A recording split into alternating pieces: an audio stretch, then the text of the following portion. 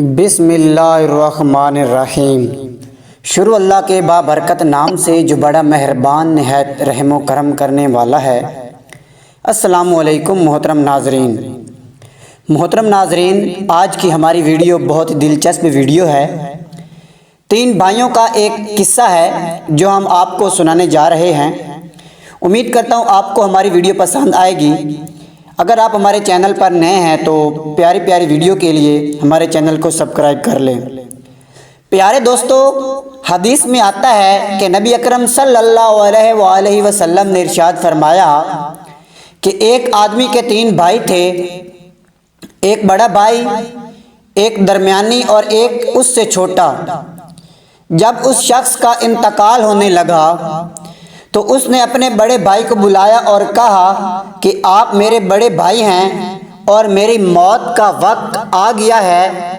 میں یہ چاہتا ہوں کہ آپ میرے ساتھ رہیں، میری قبر میں بھی تشریف لائیں اور مجھ سے کبھی جدا نہ ہوں۔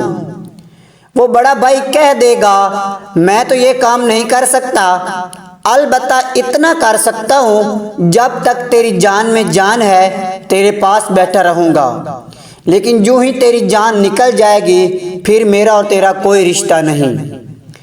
پیارے دوستو، وہ مرنے والا مایوس ہو کر اپنے دوسرے بھائی کو بلائے گا اور کہے گا، بھائی دیکھو، آپ بھی میرے بھائی ہیں، آپ کا ہمارا دوستانہ رہا، ہم میں پیار محبت رہی اور ہم ایک دوسرے کے ساتھ مل کر زندگی بسر کرتے رہے۔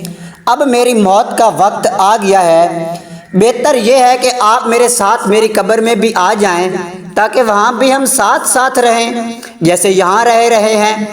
وہ کہے گا، ایسا تو ہو نہیں سکتا، میں تیرے ساتھ آ جاؤں، ہاں اتنا کر سکتا ہوں جب تک تیری جان میں جان ہے تیرے پاس رہوں گا، جان نکل جائے گی کہ تجھے نہلاؤں گا، دھلاؤں گا اور پھر اس کے بعد تجھ کو اٹھا کر لے جاؤں گا، قبر میں تجھ کو پہنچا کر اس کے بعد واپس آ جاؤں گا۔ پیارے دوستو، وہ مایوس ہو کر تیسرے بھائی چھوٹے کو بلا کر کہے گا، میں نے تجھے مارا ہے، پیٹا ہے، تجھ پر چھوٹا ہونے کی وجہ سے ظلم بھی کیا ہے، لیکن اب میرا بڑا خراب وقت آ گیا ہے، میں مرنے جا رہا ہوں، میرا کوئی سہارا نہیں، اس لیے میں چاہتا ہوں کہ تو میرے ساتھ رہے اور میری قبر میں بھی ساتھ آ جائے۔ تو تیسرا بھائی کہے گا، ہاں جب تک روح تیری موجود ہے، دم میں دم موجود ہے، تب تک میں تیرے ساتھ ہوں، جب تو مر جائے گا نہلانے دھلانے میں سب شریک رہوں گا، جب قبر میں تجھے دفن کیا جائے گا وہاں بھی تیرے ساتھ آ جاؤں گا۔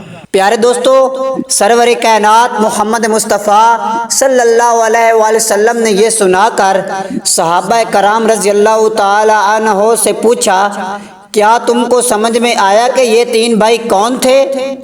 صحابہ رضی اللہ تعالی عنہ نے کہا، یا رسول اللہ صلی اللہ علیہ وآلہ وسلم، اللہ اور اس کے رسول بہتر جانتے ہیں۔ آپ علیہ الصلوۃ والسلام نے فرمایا کہ آدمی کا پہلا بھائی اس سے مراد مال و دولت ہے۔ جب آدمی اس سے کہے گا میرے ساتھ قبر میں چل، تو مال و دولت یہ کہے گی کہ نہیں، میں تو تیرے ساتھ نہیں آ سکتی، ہاں جب تک تیری جان میں جان ہے میں تیری ہوں، جب جان نکل گئی تیرا میرا کوئی رشتہ ناتا نہیں۔ روح نکلتے ہی مال تو کسی اور کا ہو جاتا ہے، دوسرے لوگ ہڑپ کرنے کو تیار بیٹھے رہتے ہیں، بلکہ ایسے واقعات بھی آج کل پیش آ رہے ہیں کہ ادھر روح قبض ہوئی، ادھر مال کے بارے میں جھگڑا شروع ہو گیا کہ مجھے ملے تجھے ملے، تو یہ بڑا بھائی مال ہے۔ اور فرمایا کہ دوسرے بھائی سے مراد دراصل رشتہ دار ہیں، دوست احباب ہیں، یہ آدمی کے ساتھ اس وقت تک رہتے ہیں جب تک قبر میں اس کو دفن کیا جاتا ہے، لیکن قبر میں دفن ہوتے ہی سب کے سب واپس آ جاتے ہیں۔ پیارے دوستو، آپ میں سننے والوں نے دیکھا ہی ہوگا کہ جیسے ہی ہم لوگ کسی آدمی کو قبر میں دفن کرتے ہیں تو دفن کرنے کے بعد ہم واپس گھر چلے آتے ہیں، نہ کہ ان کے ساتھ رہتے ہیں ہم۔ تو اسی طرح تیسرا چھوٹا بھائی کون ہے؟ فرمایا کہ تیسرا بھائی سے مراد اس کے اچھے یا برے اعمال ہیں۔ सुभान अल्लाह। एक हदीस में इस मजमून को इस तरह मुख्तसरन बयान फरमाया कि मैयत के साथ 3 चीज़ें जाती हैं, 2 वापस लौट आती हैं, एक उसके साथ बाकी रह जाती है। उसके अहलो अयाल, उसका माल, उसका अमल, 3 जाते हैं। अहलो अयाल और माल वापस चले आते हैं और अमल उसके साथ रह जाता है।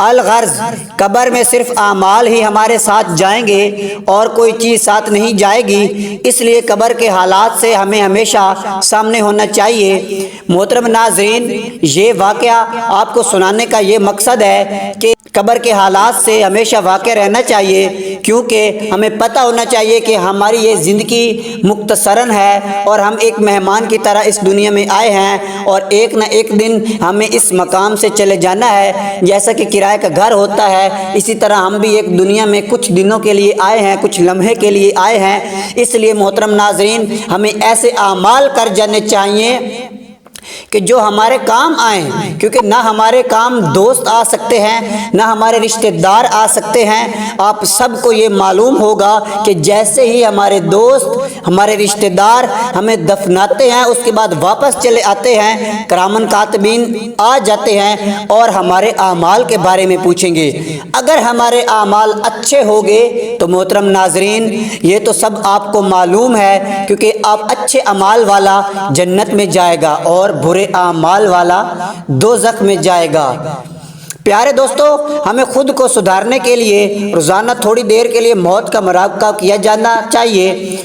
मुराक़बा किस तरह करें? उलमा ने लिखा कि मुराक़बा इस तरह करो कि 10 या 15 मिनट के लिए बैठ जाओ सुकून के साथ और ख्याल करो कि मैं मर गया हूँ, मेरी रूह निकल चुकी है और मुझे लिटाया गया है। सारे रिश्तेदार मेरे इर्द गिर्द जमा हो गए हैं, रोने वाले रो रहे हैं, हंसने वाले हंस रहे हैं, मेरी मौत पर खुशी मनाने वाले खुशी मना रहे हैं। बहुत सू के दुख दर्द हो रहा है तो वो चीख पुकार कर रहे हैं और फिर मुझे नहलाने को ले जाया जा रहा है। मेरे कपड़े उतारे जा रहे हैं, कफन पहनाया जा रहा है, जनाजे की नमाज पढ़ी जा रही है। मेरा जनाजा उठकर लोग मुझे कब्रिस्तान ले जा रहे हैं, फिर मुझे तन तनहा अंधेरी कब्र में उतार कर वापस चले आ रहे हैं।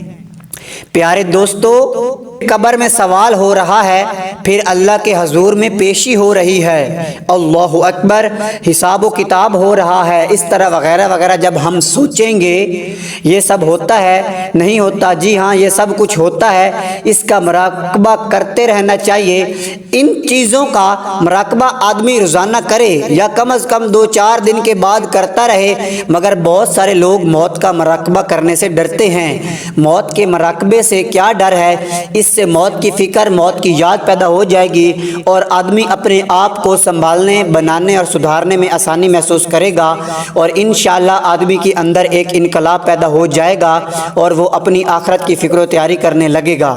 मोहतरम नाज़रीन, अल्लाह ताला बाज़ मरतबा इस दुनिया के अंदर बरज़ख के हालात को ज़ाहिर कर देता है। लोग कहते हैं कि कब्र में क्या होता है, बाज़ जाहिल कहते हैं कि हमने बाज़ कब्रों को खोद कर देखा मगर कुछ ना निकला। लेकिन भाइयों, जब अल्लाह दिखाना चाहता है तब ही हम देख सकते हैं, जब अल्लाह दिखाना नहीं चाहता आप लाख कोशिश करें नहीं दिखाई देगा, क्योंकि इन चीज़ों का दिखाना और ना दिखाना ये मेरे परवरदिगार के पास है।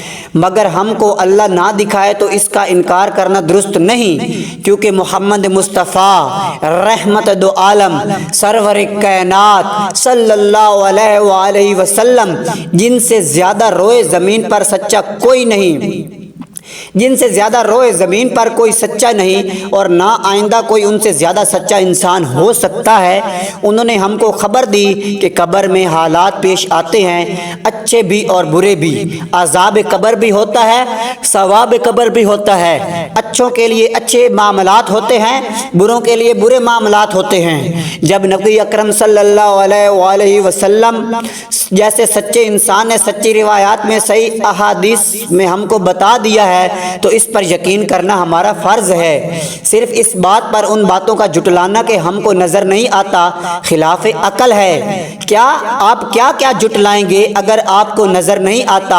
خدا بھی تو نظر نہیں آتا، کیا خدا کو بھی جھٹلاؤ گے؟ جنت بھی تو نظر نہیں آتی، کیا جنت کا بھی انکار کرو گے؟ دوزخ بھی تو نظر نہیں آتی، کیا دوزخ کو بھی جھٹلاؤ گے؟ فرشتے بھی تو نظر نہیں آتے، کیا ان کا بھی انکار کرو گے؟ نامعلوم کیا کیا چیزیں ہیں جو ہم کو نظر نہیں آتی۔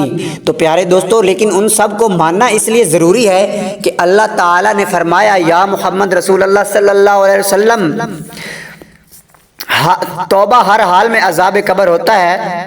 محترم ناظرین، حدیث میں ہے کہ حضور صلی اللہ علیہ وسلم گزر رہے تھے، دو قبریں تھیں، آپ صلی اللہ علیہ وسلم نے فرمایا کہ ان دو قبر والوں پر عذاب ہو رہا ہے، ایک پر اس کے لیے کہ وہ پیشاب کے قطروں اور چھینٹوں سے حفاظت نہیں کرتا تھا، اور دوسرے پر اس لیے کہ وہ چگلی کھایا کرتا تھا۔ آج لوگ کھڑے کھڑے پیشاب کر دیتے ہیں، فیشن بن گیا ہے، حفاظت نہیں کرتے، پاکی صفائی کا اہتمام نہیں کرتے۔ اسلام کے اندر سب سے اہم پاکی اور صفائی، نبی صلی اللہ علیہ وسلم نے فرمایا پاکی آدھا ایمان ہے۔ پیارے دوستو، اور باقی آدھا ایمان دوسری چیزوں میں رکھا ہے۔ آپ پاک صاف نہیں تو نماز نہیں پڑھ سکتے، آپ پاک صاف نہیں تو خدا سے تعلق نہیں پیدا کر سکتے۔ اللہ سے تعلق کے لیے سب سے پہلے پاکی اور صفات کی ضرورت ہوتی ہے۔ محترم ناظرین، جو مومن ہوگا، جس کی زندگی اللہ کے احکام کے مطابق ہوگی، جس کی تنہائیاں پاکیزہ ہوں گی، جو حیا والے پاک دامن اور ایمان والے ہوں گے، اگر گناہ ہو چکے ہوں تو بھی سچی توبہ کرنے والوں میں شامل ہو جائیں گے، پھر ان کے ساتھ کیا معاملہ ہوگا آئیے ہم دیکھتے ہیں۔ حضرت ابو ہریرہ رضی اللہ عنہ سے روایت ہے کہ نبی صلی اللہ علیہ وسلم نے ارشاد فرمایا، جب میت کو قبر میں داخل کیا جاتا ہے، جب تم میں سے کسی قبر کو داخل کیا جاتا ہے، راوی کو الفاظ میں شک ہے، دونوں باتیں ٹھیک ہیں، تو بڑی ڈراؤنی شکل کے نیلی آنکھوں والے دو فرشتے آتے ہیں، ایک کو منکر دوسرے کو نکیر کہتے ہیں۔ وہ دونوں میت سے کہتے ہیں اس آدمی کے بارے میں کیا کہتے ہو؟ نبی صلی اللہ علیہ وسلم کے مبارک صورت دکھا کر پوچھتے ہیں، پس وہ کہتا ہے جو کہنا چاہیے کہ یہ اللہ کے بندے اور اس کے رسول ہیں۔ سبحان اللہ، میں گواہی دیتا ہوں کہ اللہ کے سوا کوئی معبود نہیں اور محمد صلی اللہ علیہ وآلہ وسلم اللہ کے بندے اور اس کے رسول ہیں۔ پھر وہ دونوں فرشتے کہتے ہیں کہ ہمیں اندازہ تھا، ہمیں معلوم تھا کہ تم ایسا ہی کہو گے۔ پھر اس کی قبر کو 70 گز کشادہ کر دیا جاتا ہے، پھر اس کی قبر کو نور سے روشن کر دیا جاتا ہے، پھر اس سے کہا جاتا ہے کہ سو جاؤ، تو وہ جواب میں کہتا ہے کہ مجھے جانے دو تاکہ میں اپنے گھر والوں کو بتاؤں۔ وہ دونوں فرشتے کہتے ہیں کہ دلہن کی طرح سو جاؤ، جسے صرف اس کا محبوب شوہر ہی جگاتا ہے، یہاں تک کہ اس بندے کو بھی اللہ تعالیٰ ہی قیامت کے دن اس کی آرام گاہ سے اٹھائیں گے۔